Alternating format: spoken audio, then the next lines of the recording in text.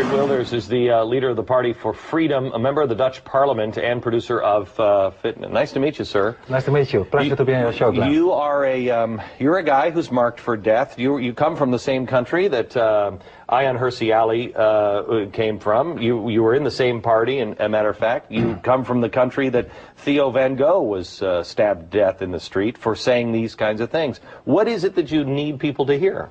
Well, what I need people to hear is that the Islamization of our Western culture, of Europe, but maybe also of the United States, is a real threat to everything that we stand for. Is a real threat to our freedom of speech, to our democracy, because I believe that Islam is not just a religion. It's a very dangerous and very harsh and violent ideology that at the end of the day, if the numbers become stronger, and they are already very strong, unfortunately, in Europe, it will kill everything that we stand for. You don't separate extremist Islam, because I know a lot of Muslims that are peace-loving. I mean, I have one of our correspondents on this program is Muslim, and he is dead set against what's happening over there. I make, of course, a distinction between the Muslims and the ideology. Okay. I believe there is no moderate or there is no modern Islam. There is only one Islam, and that is a fascist ideology. However, of course, there are Muslims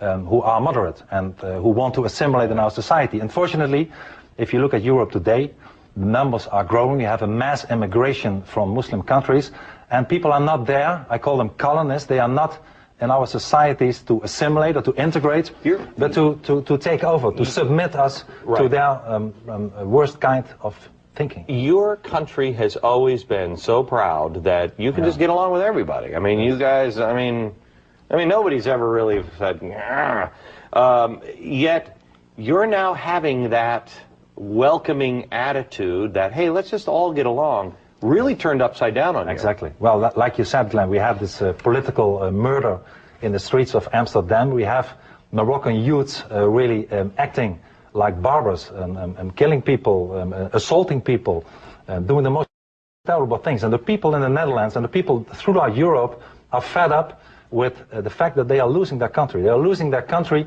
to an ideology that is so far from our Western values, for our dominant, so far Christian, Judeo values. And people are fed up with it. And I'm here today in the United States. I had an excellent, very nice gathering just 1 hour ago at the Hudson Institute, and I spoke about that I hope that America will not be the last man standing, because if they lose Europe to the Islam, and it's very close to it. I was going to say, we're very, very close. You couldn't even, on the street where Theo Van Gogh was killed, correct me if I'm wrong, they put up just a kind of a billboard, a painted wall that said, "Thou shalt not kill." Yes. That had to be taken down and covered up because it was hateful. True? It's true, and more terrible things So happen. haven't you already haven't we lost Europe?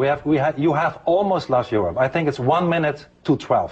And I think that we need a lot of support for the United States that it won't come so far. This is why, as 30 European politicians, we gather in December in the Israeli Knesset as a lawmaker summit to show the world and to show Europe and even the Americans that we are not only a few mavericks, that there is an enormous group of the European population that are fed up with the Islamization of a continent, that want to be proud of our own identity again, that want their neighborhood, their streets, their countries back to how it was in the past.